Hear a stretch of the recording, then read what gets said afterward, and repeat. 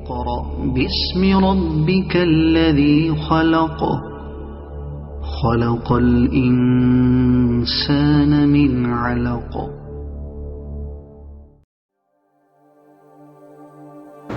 الحمد لله وكفى وسلام على عباده الذين اصطفى وعلى آله وأصحابه الذين هم نجوم الهدى وقادة التقى أما بعد عن عمران بن حسين رضي الله عنه قال قال رسول الله صلى الله عليه وسلم يدخل الجنة من أمتي 70,000 بغير حساب قالوا من هم يا رسول الله وقال النبي صلى الله عليه وسلم هم الذين لا يسترقون ولا يتطيرون ولا يكتوون وعلى ربهم يتوكلون أو كما قال النبي صلى الله عليه وسلم آمنت بالله صدق الله مولانا العلي العظيم وصدق رسوله النبي الأمي الكريم ونحن على ذلك لمن الشاهدين والشاكرين والحمد لله رب العالمين. درود شریف پڑھ لیں. اللهم صل على محمد وعلى آل محمد كما صليت على إبراهيم وعلى آل إبراهيم إنك حميد مجيد. اللهم بارك على محمد وعلى آل محمد كما باركت على إبراهيم وعلى آل إبراهيم إنك حميد مجيد. میرا عزیزو پیارو بزرگو، اللہ کے رسول پر ایمان رکھنے والے میرے دین عظیم بھائیوں، گزشتہ ہفتے ایک حدیث شریفہ کی تشریح اور اس کا مطلب آپ لوگوں کے سامنے رکھا تھا.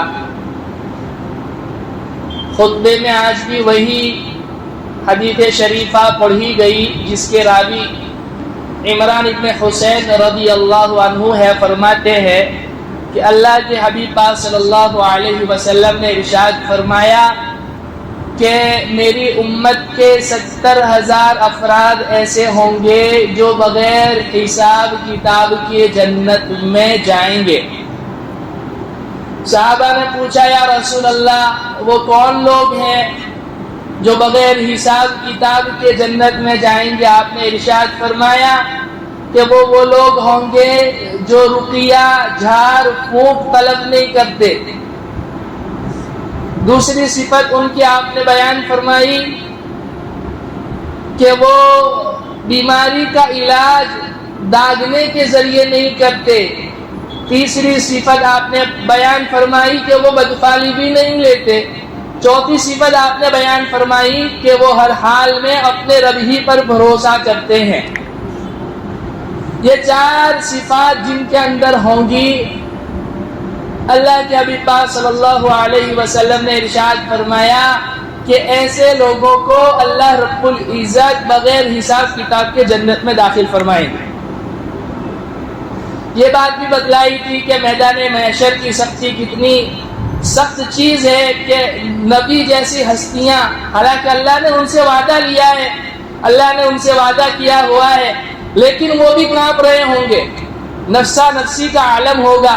قاری اختار رحمۃ اللہ علیہ فرماتے ہیں ایک انسان 70 نبیوں کے اعمال کی بقدر اعمال لے کر گیا ہوگا، وہ بھی اس وقت اللہ کے جلال اور ہیبت سے کانپ رہا ہوگا، تھر تھرا رہا ہوگا۔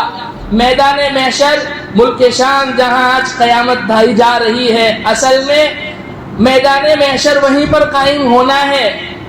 اللہ رب العزت وہیں سے سارا حساب کتاب شروع فرمائیں گے۔ لیکن کچھ خوش نصیب لوگ ایسے ہوں گے جن کا عدد اللہ رب العزت نے اپنے نبی کو بتلا دیا کہ نبی جی آپ کی امت کے 70,000 افراد ایسے ہوں گے جن کو ہم بغیر حساب کتاب کے جنت میں داخل فرمائیں گے۔ اس حدیث کا مطلب اور اس کی تشریح بھی آپ لوگوں کے سامنے رکھی تھی کہ آپ نے پھر فرمایا کہ ہر 1000 کے اوپر پھر 70,000 کو اور اللہ رب العزت جو ہے جنت میں داخل کریں گے ان کی سفارش پر، اور ہر 1000 پر اللہ رب العزت رحمان اپنے 3 چلو بھر کے مومنوں کے مسلمانوں کے جنت میں داخل فرمائیں گے۔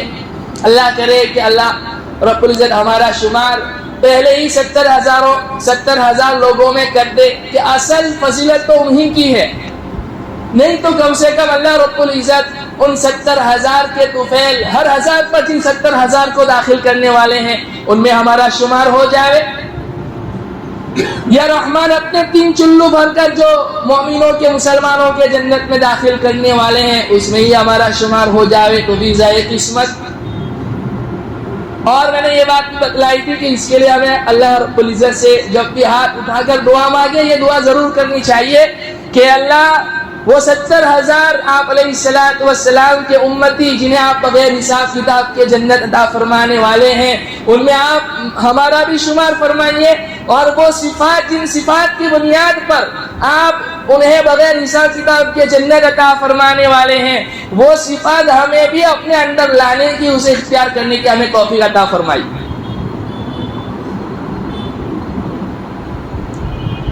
بہرحال ان کے 4 صفات آپ علیہ السلام نے ارشاد فرمائے، بیان فرمائے، جس میں سے پہلی صفت آپ نے بیان فرمائی کہ وہ جھاڑ پھونک طلب نہیں کرتے، یعنی شرکیہ جھاڑ پھونک طلب نہیں کرتے۔ اس تعلق سے میں نے یہ بات بتلائی تھی کہ مسلمانوں میں موجودہ زمانے میں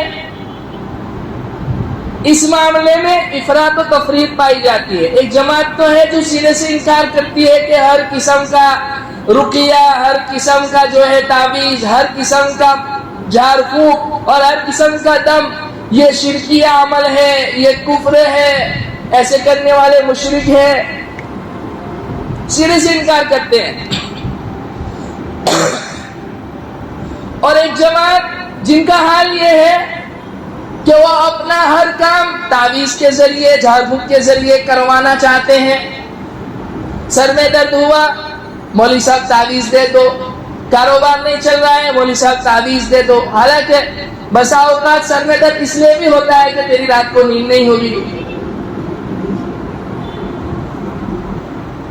تیرا کاروبار اس لیے بھی نہیں چل رہا ہوگا، شاید تو نے گھر میں اپنے ماں باپ کو جو بوڑھے ہو گئے ہیں، جو اب تجھ سے آس لگائے ہوئے ہیں کہ میرا بیٹا میری آنکھوں کی ٹھنڈک بنے، میرا سہارا بنے بڑھاپے میں، تو نے ان کی آہیں لی ہوئی ہے۔ یا کاروبار میں لین دین ہوتا ہے، اس نے کسی کے پیسے دبائے رکھے، اب ان کی آہیں وابستہ ہو گئی تمہارے ساتھ، اس لیے بھی کاروبار نہیں چل رہا ہوتا۔ تو ایک جماعت تو ایسی ہے جو سینے سے انکار کرتی ہے کہ ہر قسم کا تعویذ، ہر قسم کا جھاڑ پھونک، ہر قسم کا دم یہ ناجائز ہے، شرک ہے۔ اور ایک جماعت جو اپنا ہر کام جو ہے تعویذ کے ذریعے کروانا چاہتی ہے۔ دونوں افراط و تفریط میں مبتلا ہے۔ اس بارے میں شریعت کا ہمیں حکم کیا ہے؟ اللہ رب العزت نے اس امت کو درمیانی امت بنایا، اعتدال والی امت بنایا۔ اس میں بھی اللہ رب العزت نے، شریعت نے، آپ علیہ السلام نے اعتدال کا طریقہ بتلایا۔ جو لوگ ہر قسم کا جھاڑ پھونک، ہر قسم کا دم ناجائز کہتے ہیں، وہ ابو داؤد شریف کی ایک روایت ہے۔ اصل میں آپ نے ارشاد فرمایا کہ ان الرقا والتمائم والتولۃ شرک، کہ یہ 3 چیزیں جو حدیث میں بیان کی گئی آپ نے فرمایا کہ یہ شرک ہے۔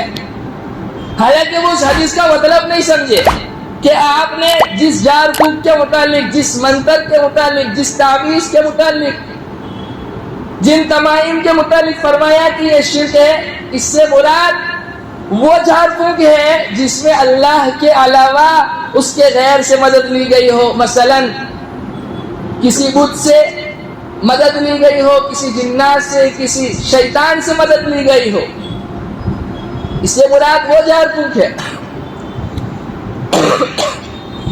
ورنہ اگر کوئی انسان اللہ رب العزت کی طاقت کا حوالہ دے کر، اللہ کی قدرت کا حوالہ دے کر کوئی دعا پڑھ کے دم کرتا ہے، وہ اس میں داخل نہیں ہے۔ آپ علیہ السلام سے بہت سارے ایسے دم ہیں جو ثابت ہے۔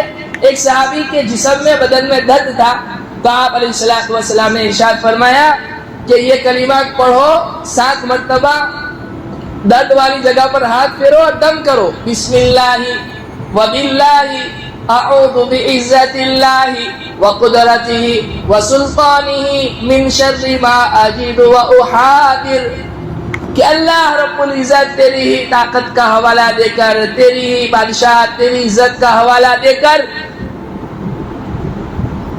اس تکلیف کے شر سے جس میں میں مبتلا ہوں، میں آپ کی پناہ چاہتا ہوں، آپ مجھے پناہ دے دیجئے۔ لہذا اگر کسی کے جسم میں درد ہو تو 7 مرتبہ یہ دعا پڑھ کے دم کرے۔ اگر اللہ رب العزت نے اس میں شفا رکھی ہے دم کرنے سے تو ضرور شفا ملے گی۔ اور بڑا فائدہ کیا ہوگا کہ اللہ کی ذات سے ہونے کا یقین بیٹھے گا۔ دیکھیے، سبب اختیار کرنے کے بعد اس سبب میں کامیابی یہ اللہ رب العزت ہی رکھتے ہیں۔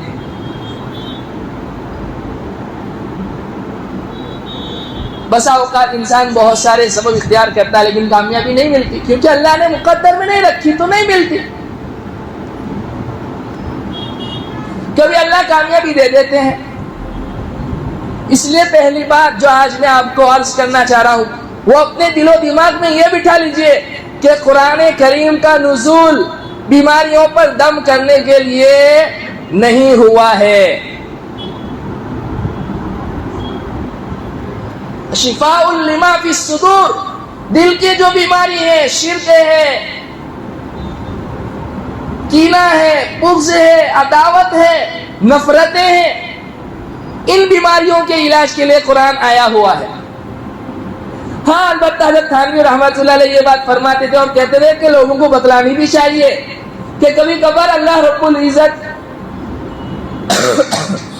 کسی کو کوئی جسمانی بیماری ہوئی ہے، اس پر کوئی آیت قرآن کریم کی پڑھ کر دم کی تو اللہ رب العزت کبھی شفا بھی عطا فرماتے ہیں۔ لیکن لوگوں کو یہ بتلانا چاہیے کہ قرآن کریم یہ بیماریوں پر دم کرنے کے لیے نہیں اترا ہے، اس کا اور مقصد ہے، تاکہ کبھی کسی انسان کو کوئی بیماری لگی، وہ اگر اپنے اوپر پڑھ کر دم کرے اور اس کو شفا نہ ملے تو وہ اللہ کے کلام سے بدظن نہ ہو جائے۔ یہ بات یاد رکھیے، دوسروں کو بھی بتلائیے۔ اللہ رب العزت نے اپنی مخلوقات میں کم و بیش جانوروں کو، انسانوں کو، جناتوں کو، شیاطین کو، کسی کو زیادہ کسی کو کم طاقت اور قوت دے رکھی ہے۔ اس کا مطلب یہ نہیں ہے کہ وہ مؤثر ذات ہے۔ ہمارے سامنے بلی کے بھی پاس طاقت ہے، کتے کے بھی پاس طاقت ہے۔ بلی کے پاس کم درجے کی طاقت ہے، کتے کے پاس اس سے زیادہ طاقت ہے، اور ہمارے جو روزمرہ کے چوپائے ہیں ان کے پاس ان دونوں سے زیادہ طاقت ہے، شیر کے پاس ان سے زیادہ طاقت ہے۔ ایسے ہی انسانوں کے مقابلے میں کچھ شیاطین کو، کچھ جناتوں کو اللہ رب العزت نے وہ طاقت دے رکھی ہے جو انسانوں کے پاس نہیں ہے۔ اگر ہم 1 سیکنڈ میں 1 منٹ میں امریکہ جانا چاہے تو نہیں جا سکتے، اللہ نے ان کو وہ طاقت دی ہے۔ اگر ہم کسی جگہ کو، کسی دور دراز جگہ سے کسی چیز کو اٹھا کر 1 سیکنڈ میں لانا چاہے تو نہیں لا سکتے، اللہ نے ان کو وہ طاقت دے رکھی ہے۔ لیکن اس کا مطلب یہ نہیں ہے کہ وہ خدا بن گئے ہیں، یہ طاقت اللہ نے انہیں عطا کر رکھی ہے۔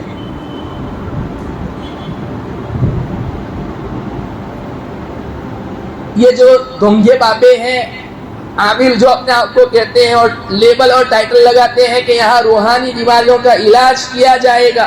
پہلی بات تو اچھی طریقے سے یاد رکھیے, روحانی بیماری کسے کہتے ہیں؟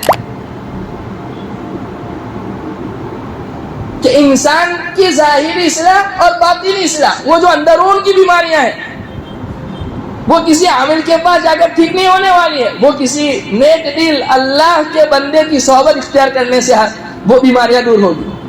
غیبت نہیں چھوٹ رہی ہے, دل میں بغض آ جاتا ہے, کینہ آ جاتا ہے, دل میں نفرتیں آ جاتی ہیں, کسی کی غیبت ہو جاتی ہے, وہ کسی اللہ والے کی صحبت سے جو ہے یہ بیماریاں دور ہوگی, کسی بابے کے پاس جانے سے نہیں ہوگی. کہ روحانی بیماری اسے کہتے ہیں کہ انسان کا ظاہر بھی ٹھیک ہو, اس کا باطن بھی ٹھیک ہو.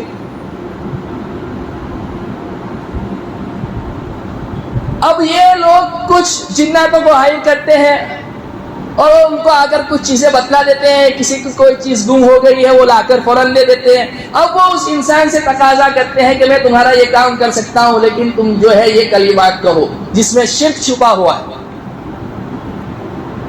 یا انسان کا امتحان ہوتا ہے, اس کی شریعت نے اجازت نہیں دی. ایسا رقیہ, ایسا جھاڑ پھونک, ایسا دم, ایسا منتر جس میں اللہ کے علاوہ اور کسی سے مدد حاصل کی گئی ہو اور اس شے کو, اس چیز کو, اس داد کو اس میں مؤثر بدعت سمجھنا, یہ ناجائز اور حرام ہے اور شرک ہے. ورنہ صحابہ نے قرآن کے ذریعے, سورہ فاتحہ کے ذریعے دم کیا. بخاری کی روایت, امام بخاری علیہ رحمہ نے یہ واقعہ نقل کیا ہے. سیدنا ابو سعید خدری رضی اللہ عنہ صحابہ کے قافلے کے ساتھ اللہ کے نبی پاک صلی اللہ علیہ وسلم کے حکم سے کہیں جا رہے تھے.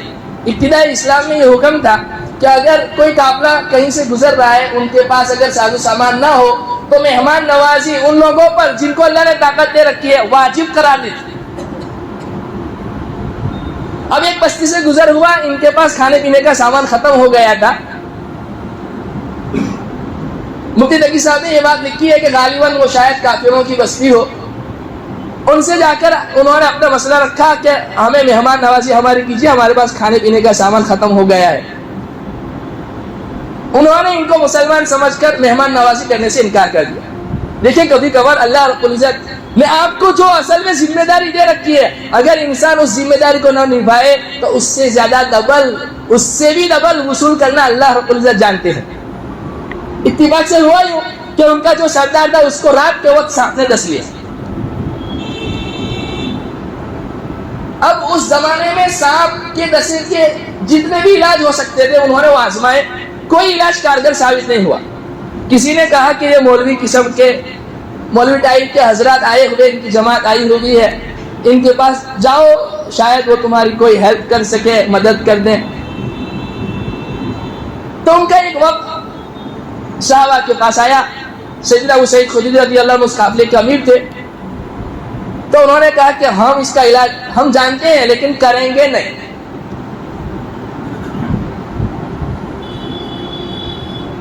ہاں ایک شرط پر کر سکتے ہیں کہ ہم تم سے جو ہے نا کچھ سامان لیں گے اس کے بدلے. تو 40 بکریوں کی بات ہوئی. کتنی؟ 40 بکریوں کے ریور کی بات ہوئی.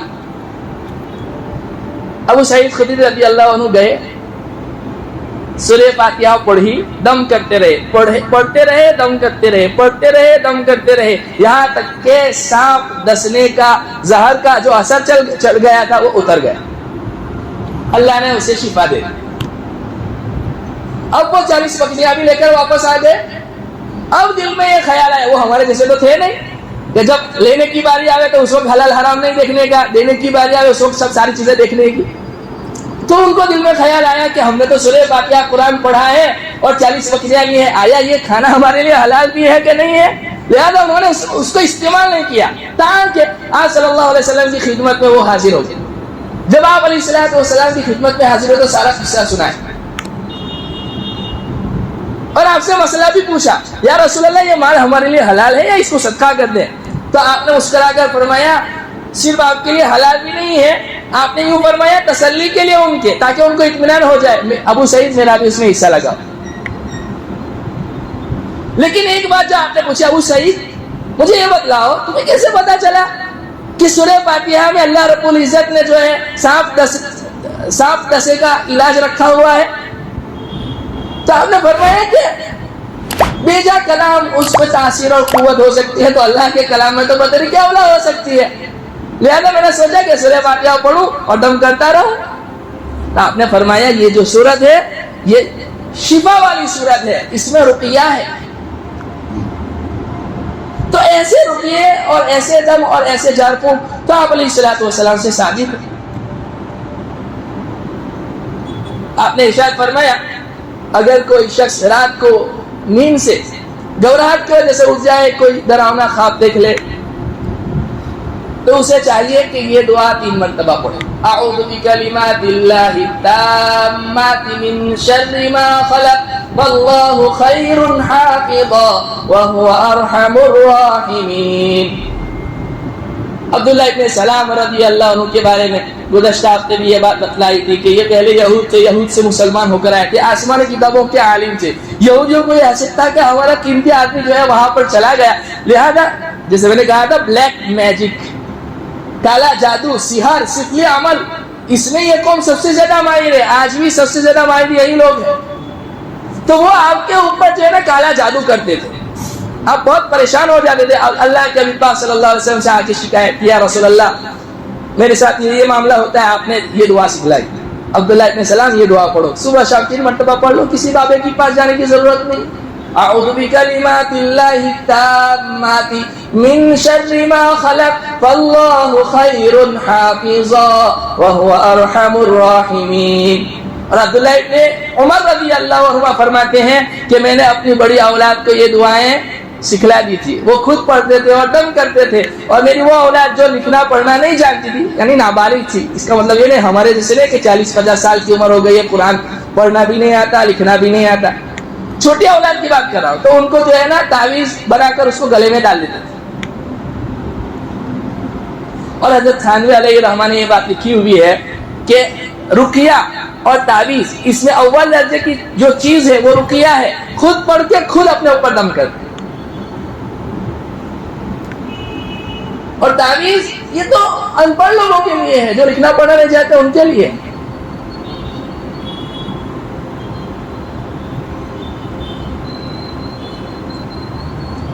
تو ایسے لوگوں کے پاس جا کر اپنے ایمان کا سودا نہ کریں جو خود مومن نہیں ہے۔ ہمارے کتنے بھائی حضرات ایسے ہیں جو عاجز ہو کر جو ہے بوڑھوں کے پاس چلے جاتے ہیں، جو ہاتھ کی ریکھائیں دیکھتے ہیں۔ آپ نے فرمایا جس نے کسی کو اپنا ہاتھ دکھلایا اور بتلایا کہ یہ میری ریکھائیں دیکھو، میری لکیریں دیکھ کر آپ مجھے بتلاؤ میری قسمت میں کیا لکھا، آپ نے فرمایا وہ شرک ہے، وہ مشرک ہے، وہ ایمان سے چلا گیا۔ جو کسی کاہن کے پاس گیا اس نے کفر کیا۔ عزیزو پیارو، اللہ نے ایمان اتنی قیمتی شے دی ہے نا، اللہ کی قسم دنیا کی کوئی چیز اس کا مقابلہ نہیں کر سکتی۔ 70 سال کا کفر اور جہنمی شخص، اس کو ایک لمحے میں کلمے کی توفیق مل جائے، اللہ رب العزت جو ہے اس کے 70 سال کا کفر معاف فرما دیتے ہیں اور اس کے لیے جنت کا فیصلہ کر دیتے ہیں۔ میں آپ کو بتاؤں گا انشاءاللہ تعالی اگلے جمعہ میں، زندگی باقی رہی تو میرا یہی عنوان رہے گا کہ کلمہ طیبہ ایمان کی حقیقت اور اس کے تقاضے۔ ایک صحابی ایسے ہیں جنہوں نے ایک نماز نہیں پڑھی، نہ اس وقت روزے تھے، انہوں نے ایک روزہ بھی نہیں رکھا، نہ وہ مالدار تھے کہ زکوٰۃ کی باری آتی، حج کی باری آتی۔ بس آپ علیہ الصلوۃ والسلام سے ملاقات ہوئی، چرواہے تھے، غزوہ خیبر کا موقع ہے، تفصیل کے ساتھ آئندہ ہفتے یہ واقعہ بتلاؤں گا۔ تو ایمان لائے، غزوہ میں شریک ہوئے، شہید ہو گئے۔ آپ علیہ الصلوۃ والسلام نے مسکرا کے کہا کہ میرا ایک صحابی ایسا ہے، ایک نماز نہیں پڑھی، ایک روزہ نہیں، زکوٰۃ بھی نہیں، حج بھی نہیں، لیکن میں دیکھ رہا ہوں کہ جنت الفردوس میں وہ گھوم رہا ہے۔ یہ بتلانا چاہتا ہوں ایمان کتنی قیمتی شے ہے، اللہ نے بن مانگے دی ہے، اس کی قدر کریں۔ ایسے لوگوں کے پاس جا کر اپنے ایمان کا سودا نہ کریں جو تمہاری دنیا بھی تم سے لوٹتے ہیں، تمہاری آخرت بھی خراب کرتے ہیں۔ ان کے کھل کے ٹھکانے نہیں ہیں، یہ تمہاری قسمت کیا تبدیل کریں گے۔ اور یہ جو ساری چیزیں جس میں آج امت مبتلا ہے، اس کے پیچھے بنیادی وجہ کیا ہے کہ ہمارا عقیدہ کمزور ہے، ہمارا ایمان کمزور ہے۔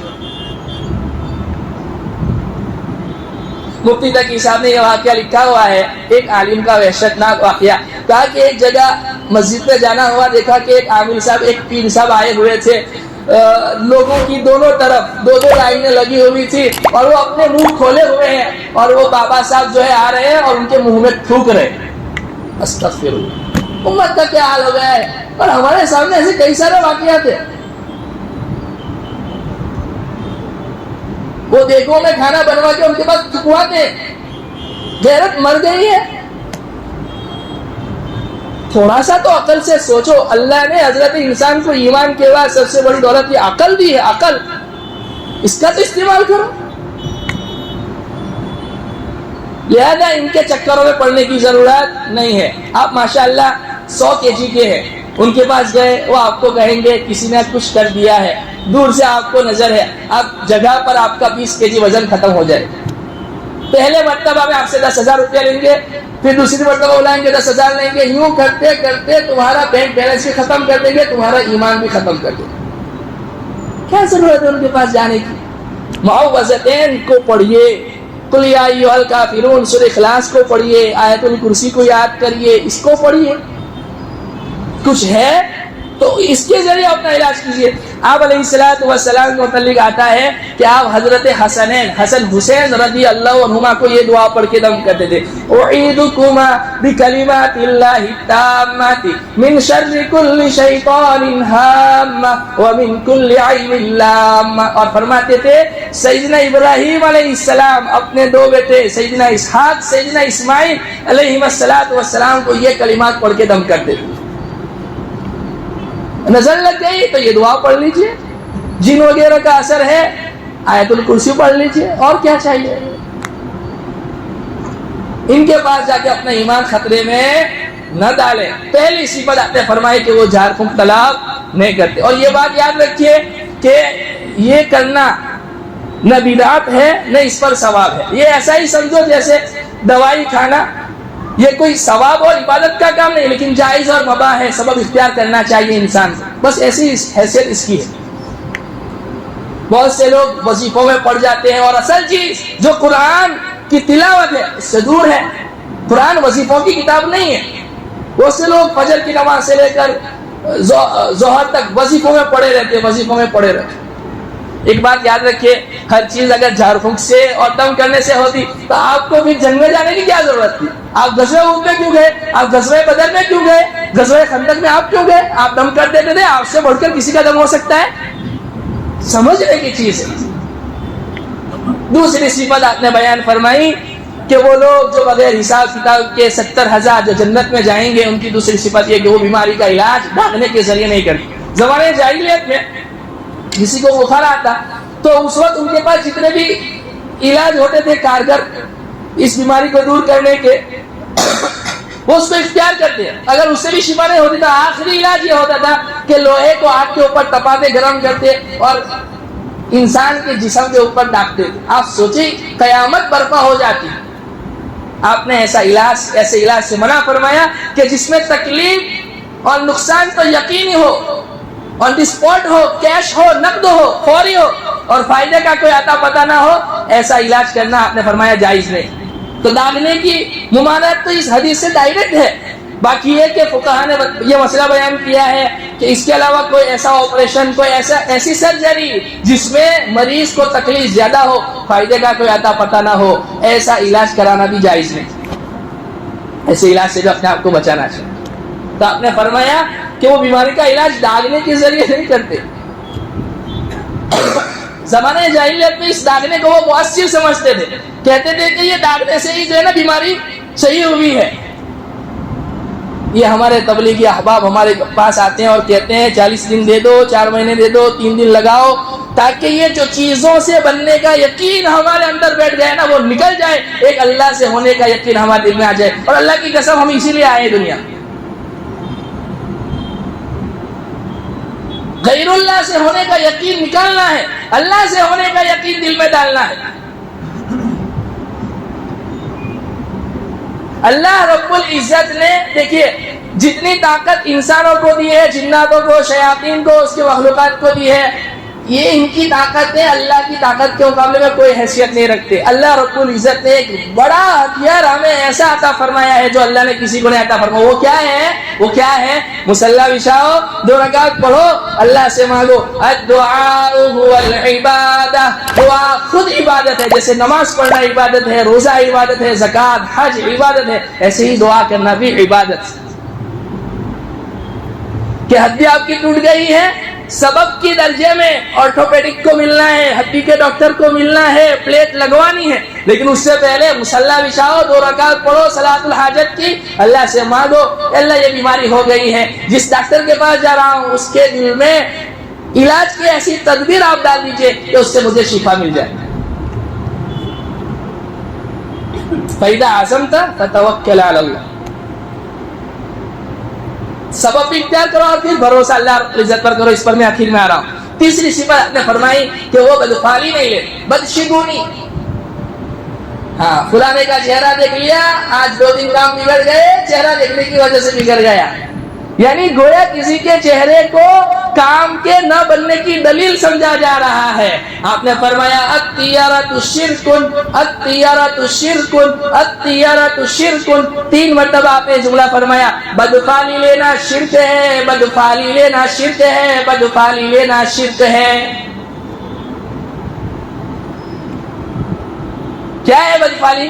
اس کا چہرہ دیکھ لیا تھا اس لیے ایسا ہو گیا. ہاں، صبح میں بلی گزر گئی نہیں اس لیے آج ہمارے کام نہیں بن رہے ہیں. پتہ نہیں کس کا چہرہ دیکھ لیا ہمارے کام نہیں بن رہے ہیں. الو بول رہا تھا اس لیے ایسا ہو گیا، کوا بول رہا تھا اس لیے ایسا ہو گیا. ایک رات بارش ہوئی تو صبح میں آپ نے فرمایا گزشتہ شب بارش ہوئی، اس کی وجہ سے کچھ لوگ تو ایمان میں باقی رہے، کچھ لوگ ایمان سے چلے گئے. آپ نے فرمایا مطرنا بنوع کذا وکذا فقد کفر. زمانے جاہلیت میں وہ لوگ یوں سمجھتے تھے کہ بارش اس لیے برستی ہے کہ فلانا ستارہ فلانے درجے میں پہنچ جاتا ہے تب جا کر بارش برستی ہے. آپ نے فرمایا سیارے میں طاقت نہیں ہے کہ بارش کا کوئی قطرہ برسائے. بارش برسانے والی ذات اللہ رب العزت کی ہے. اور کبھی کبھی ہم دیکھتے ہیں ان کی بتائی ہوئی آگاہیاں غلط بھی ثابت ہوتی ہے. من قال مطرنا بنوع کذا وکذا فقد کفر. آپ نے فرمایا جس نے یوں کہا کہ فلانے سیارے کے فلانے جگہ پہنچنے کی وجہ سے بارش ہوئی وہ اسلام سے نکل گیا. تو آپ نے فرمایا 70,000 جو بغیر حساب کتاب کے جنت میں جانے والے ہیں، ان کی تیسری صفت یہ کہ وہ بدفالی نہیں لیتے. چوتھی صفت آپ نے فرمایا وَعَلَىٰ رَبِّهِمْ يَتَوَكَّلُونَ. وہ ہر حال میں اپنے رب پر بھروسہ کرتے ہیں. توکل کا کیا مطلب ہے؟ اس کو آج جان توجہ سے سنیں. اکثر لوگ اس میں غلطی کرتے ہیں کہ دنیا میں رہتے ہوئے سبب کو اختیار کرنا ہے لیکن اس میں کامیابی اللہ رب العزت کے امر سے مقدر ہونا، اس کو کہتے ہیں توکل. سبب تو اختیار کرنا ہے، اس میں کامیابی ڈالنے والی ذات کس کی ہے؟ اللہ رب العزت کی ہے. بہت سے لوگ کیا کہتے ہیں یہ سبب تو کافی لوگ اختیار کرتے ہیں، ہم تو متوکلین میں سے ہیں، اور فخر سے کہتے ہیں ہم تو متوکلین میں سے ہیں. اچھا، تو متوکلین میں سے ہو. اللہ کے نبی پاک صلی اللہ علیہ وسلم کو کیا ضرورت تھی 2 خوت پہننے کی، لوہے کی 2 ٹوپی پہننے کی؟ آپ کو کیا ضرورت تھی؟ آپ کو زیرہ پہننے کی کیا ضرورت تھی؟ جنگ میں آپ ایسے ہی نکل جاتے. اس چیز کو سمجھے، سبب اختیار کرنا ہے، سبب پر یقین نہیں رکھنا ہے کہ اس اختیار کرنے کی وجہ سے مجھے یہ ہوا. اور یہ بھی غلط ہے کہ سبب اختیار نہیں کرنا ہے. ایک صحابی آئے نا، وہ ایک وقت آیا تھا آپ سے ملنے کے لیے، تو ان کے سردار بعد میں آئے. جانور انہوں نے ایسے ہی کھلا چھوڑ دیا تھا. آپ نے فرمایا جانور کو باندھا ہے؟ ایسے ہی چھوڑ دیا. کہا یا رسول اللہ ایسے چھوڑ دیا، اللہ پر بھروسہ کیا؟ کہا یہ بھروسہ نہیں ہے. اعقلها وتوکل علیہ. پہلے اس کو باندھو پھر اللہ کی ذات پر بھروسہ کرو، یہ ہے توکل. آپ جنگوں میں نکلے، آپ نے سبب اختیار کیے. غزوہ احزاب سن ہجری 5 یا 6 میں واقع ہوا. غزوہ خندق پورا باطل اسلام کو مٹانے کے لیے آ گیا تھا. قرآن نے کیا الفاظ میں وہ جنگ کا تذکرہ فرمایا، اللہ اکبر. سلمان فارسی کی رائے پر آپ نے خندق کھدوائی. خندق کھدوانے کی کیا ضرورت تھی؟ کتنی بڑی خندق کھدوائی، ایک پہاڑ سے دوسرے پہاڑ کے درمیان، کتنی چوڑی کتنی گہری کہ اگر کوئی شخص اس کے پاس کتنا ہی طاقتور تیز دوڑنے والا چھلانگ لگانے والا گھوڑا کیوں نہ ہو، وہ اگر چھلانگ لگا کر بھی آنا چاہے تو آ نہیں سکتا۔ اتنی چوڑی اور اتنی گہری اور اتنی لمبی آپ نے خندق کھلوائی، کیا ضرورت تھی؟ کیا ضرورت تھی؟ اس لیے یہ کہہ دینا کہ نہیں ہمیں بخار ہوا ہے کوئی بات نہیں اللہ رب العزت ٹھیک کر دیں گے، یہ غلط بات ہے۔ یہ اللہ کے نام پر توکل کے اوپر اللہ کا ٹھٹھا ہے، مذاق ہے۔ سبب اختیار کرنا ہے، ہاں اس سبب کے اوپر یقین نہیں رکھنا ہے۔ شفا دینے والی ذات اللہ رب العزت کی،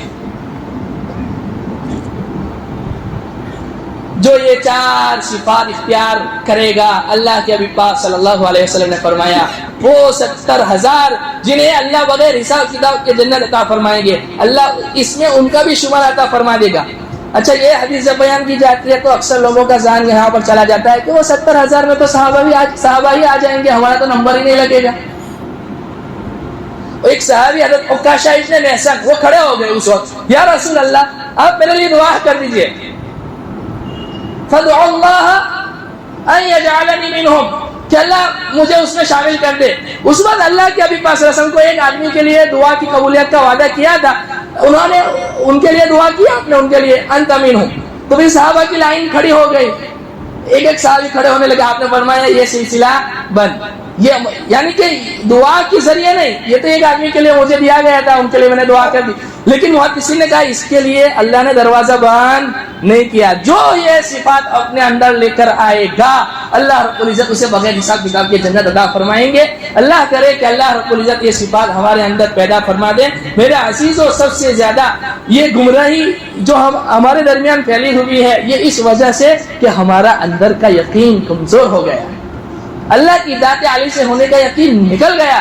خوب اللہ کی رٹ لگاؤ، اللہ کی خوب تعریف کرو، ہر وقت اللہ رب العزت سے جو ہے نا استغفار کرو، اللہ سے مانگو۔ یہ بدفعلی اور بدشگونی اور منحوسیت یہ اسلام میں نہیں ہے۔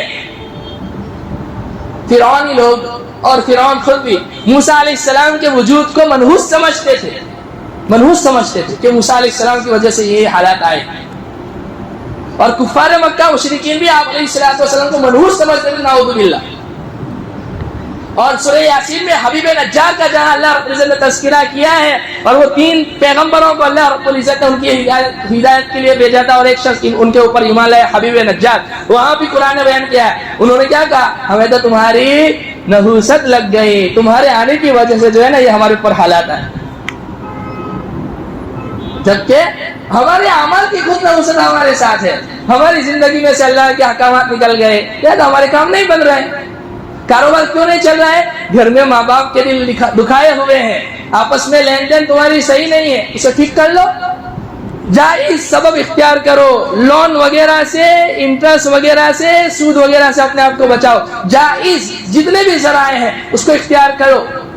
ایک انسان، ایک فقیر انسان خالی کٹورا لے کر اللہ کے نام پر بھیک مانگنے کے لیے نکلتا ہے، اللہ کے نام پہ دے دو، اللہ کے نام پہ دے دو، کوئی روپیہ ڈالتا ہے، کوئی پیسہ ڈالتا ہے، کوئی اناج ڈالتا ہے، شام کو اتنا سارا غلہ لے کر وہ واپس آ جاتا ہے۔ علماء فرماتے ہیں ہم جو سبب اختیار کر رہے ہیں اس کے مقابلے میں اس کی کوئی حیثیت نہیں، اللہ اسے خالی ہاتھ واپس نہیں لوٹاتا، ہم چاہے سبب اختیار کریں گے اللہ ہمیں خالی ہاتھ واپس لوٹائے گا۔ حرام سے اپنے آپ کو بچائے، امتحان تو آتے ہیں اللہ کی طرف سے، اللہ ٹیسٹ کرنا چاہتے ہیں۔ یہ حالات دے کر میں دیکھتا ہوں میرا بندہ کہیں غلط راہ پر تو نہیں چلا جاتا ہے، کہیں حرام چیزوں میں تو مبتلا نہیں ہوتا ہے، اور وہ امتحان بہت کم وقت اللہ کو پتا ہے کہ یہ کمزور لوگ، اللہ کسی انسان سے اس کی حیثیت سے زیادہ نہیں لیتے۔ امتحان دینے والے چلے گئے، ہمارے امتحان کیا ہے، تھوڑا سا صبر کریں اور جو ہے حرام سے اپنے آپ کو بچائیں، اللہ کے احکامات کو، اللہ کے نبی کے طریقوں کے مطابق زندگی گزاریں، انشاءاللہ تعالی اللہ رب العزت جو ہے نا ہمارے مسائل کو حل کر دیں گے، اور کسی بابے کے پاس جانے کی ضرورت نہیں ہے، یہ ہماری دنیا بھی خراب کریں گے، ہماری آخرت بھی خراب کریں گے۔ بدفعلی نام کی کوئی چیز نہیں ہے، اور ہمیشہ ہر حال میں توکل کس کے اوپر ہونا چاہیے، اللہ رب العزت پر۔ توکل کا مطلب بھی بتلایا کہ ایسا نہیں ہے کہ سبب اختیار نہیں کرنا ہے اور جو ہے اللہ کے اوپر بھروسہ، یہ اللہ کے اوپر جو ہے نا مذاق ہے، ٹھٹھا ہے۔ اللہ رب العزت اللہ کرے کہ اللہ رب العزت ہمارے اندر یہ تمام صفات پیدا فرما دے، اور اسی کے مطابق زندگی گزارنے کی توفیق عطا فرماوے، کہنے سننے سے زیادہ عمل کی توفیق عطا فرماوے۔ وآخر دعوانا الحمدللہ رب العالمین۔